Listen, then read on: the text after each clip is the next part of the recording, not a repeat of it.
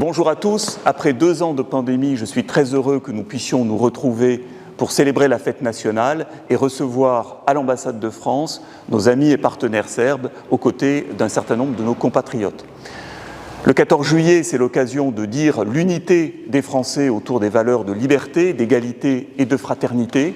C'est également autour de ces valeurs que la France conduit ses relations avec le reste du monde et en particulier avec un pays ami comme la Serbie.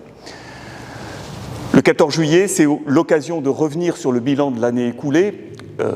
La présidence française du Conseil de l'Union européenne du mois de janvier au mois de juin dernier a été marquée par l'agression russe contre l'Ukraine.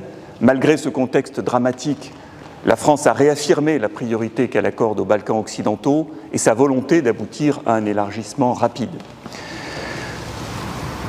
Cette année a été également celle d'un renforcement des relations entre la France et la Serbie dans le domaine politique avec un dialogue intense qui s'est poursuivi. Je pense en particulier à la visite de la Première ministre à Paris au mois de février et à celle d'autres ministres serbes qui sont venus en France.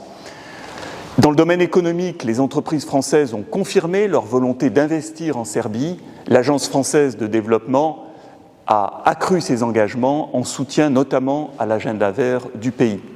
Enfin, dans le domaine culturel, notre présence s'est renforcée avec de nombreuses manifestations, notamment dans le cadre de Novi Sad, capitale européenne de la culture en 2022. Enfin, je salue tous nos compatriotes, qu'ils soient expatriés ou franco-serbes, pour leur dire à quel point leur action est utile pour renforcer nos relations.